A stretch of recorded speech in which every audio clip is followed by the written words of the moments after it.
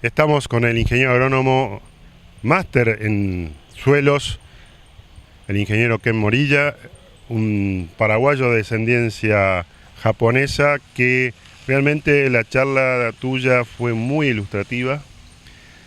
Muchos años de historia contaste en ese poco tiempo de lo que ha sido el tratamiento de los suelos en la yerba mate de Paraguay y me gustaría que nos comentaras un poquito, primero, cómo es la situación en este momento en general de los manejos de suelo en los yerbales y después hablar un poco de esa historia y de esas experiencias que están teniendo para tratar de evitar que nuestros suelos, tanto en Argentina como en Paraguay, en esta zona subtropical, que son muy susceptibles de ser erosionados y perdidos, se puedan mejorar con el tiempo. Bueno, lo que hicimos en este congreso fue presentar experiencias. Rescatamos, como se dice, actividades que habíamos realizado en el pasado para llegar a hoy a propuestas de producción más sostenible, en el sentido de haber retirado el arado, la rastra, todo aquello que implica remoción del suelo, y sustituirle más bien en un sistema de producción entre las hileras de la yerba mate, con producción agrícola de la agricultura familiar, pero en un sistema de uso intensivo de cobertura a través de los abonos verdes. Es así que planteamos los efectos que se ha tenido en el pasado por el mal uso que habíamos tenido. En aquel entonces se compensaba por la calidad de los suelos de reciente habilitación. Entonces había producción, por lo cual no era muy sentida el efecto, los efectos de ese manejo.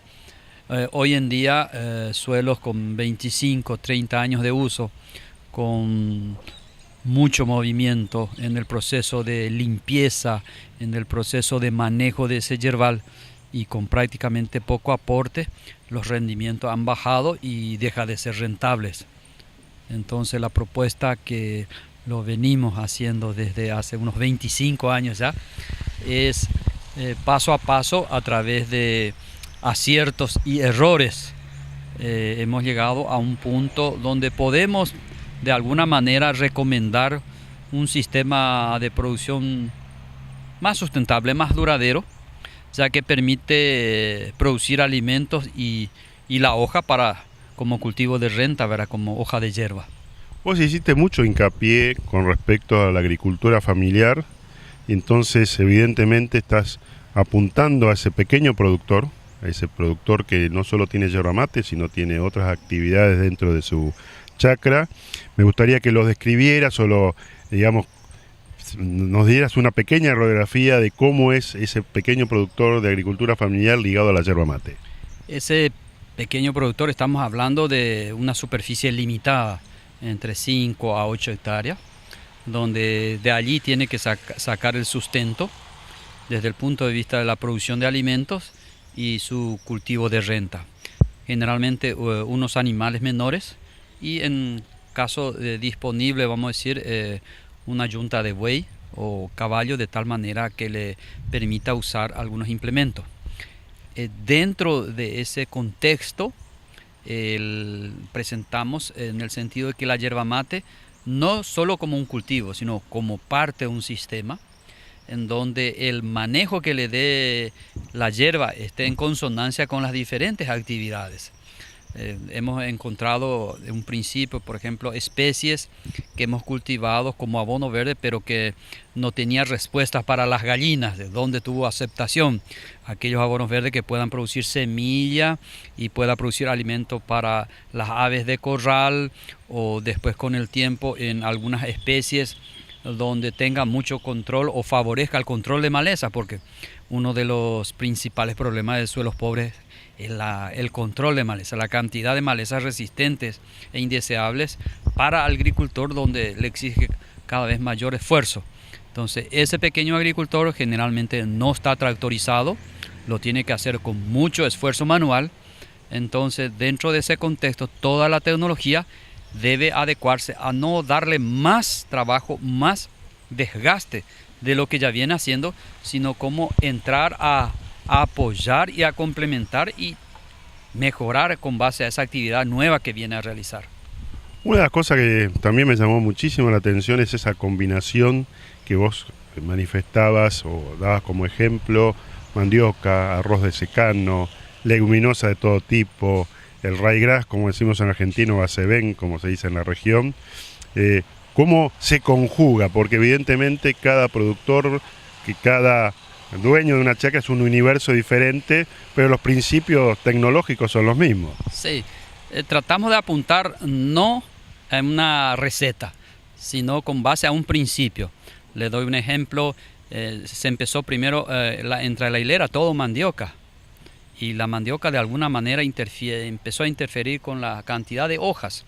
Entonces fuimos encontrando respuestas que, poniendo próximas las plantas de la yerba mate, hileras de canavalia, y en el medio la mandioca, ahí ya van cambiando las cosas, donde el consumo de otro procura sustituir con la otra especie.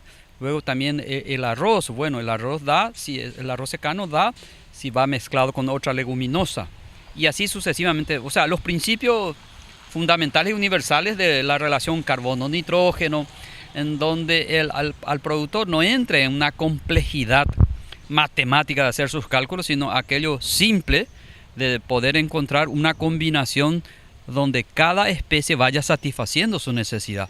Para el caso del arroz, para el caso del poroto, para el caso de la mandioca, pero ¿cuál es la combinación donde no se hacen daño y compite con su cultivo principal de renta, que en este caso es la yerba mate? Hoy en día, por ejemplo, en invierno, la mezcla de semillas, y dentro de la mezcla de semillas entra la arveja que pueda servir no solamente para la yerba mate como fuente de nitrógeno, pero sobre todo para el alimento diario. En muchos casos hemos encontrado que a algunos productores fue más rentable la venta de semillas de la arveja como semilla arveja que como la propia yerba. Bueno, y eso está en función también al mercado, y eso también le da lo que se llama la variabilidad de fuentes de ingreso, al cual está sujeto muchas veces el pequeño productor. Si está sujeto a un solo cultivo, se ven aprietos. Sin embargo, esta diversidad le permite hacer abono verde, tener cultivo de renta y de paso otros ingresos. Última pregunta, muy importante, muy significativa.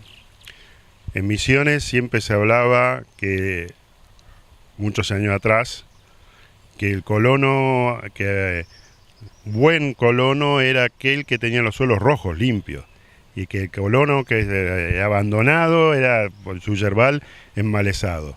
Hoy sabemos que hay realidades, pero me gustaría que vos comentaras un poquito. Tengo malezas, ¿qué hago con esas malezas? Bueno, anteriormente tener maleza era sinónimo de entrar o a darle una carpida manual o meterle un implemento de tal manera a tener lo que le llamábamos chacra limpia. Hoy en día, con base a explicaciones y orientaciones donde la yerba mate se explica que posee un sistema radicular superficial que necesita de consumir agua, entonces que necesita una bioactividad de los microorganismos para disponibilizar los nutrientes, entonces esa maleza puede convertirse en un principio e inicio de un sistema de cobertura, de tal manera que de su proceso de descomposición sí vaya a servir de alimento para la propia hierba. ¿Eso qué significa? Nosotros hemos empezado con el machete, la corpida, el uso del glifosato, el uso del rolo cuchillo. Hoy estamos llegando a la mezcla de semillas, en la diversidad de especies, de hasta de ser posible 10 o 12 semillas de abonos verdes juntos entre el yerbal, de tal manera que una biodiversidad de plantas de una biodiversidad de microorganismos, que eso genere un equilibrio y se transforme en mayor disponibilidad de nutrientes para la yerba mate.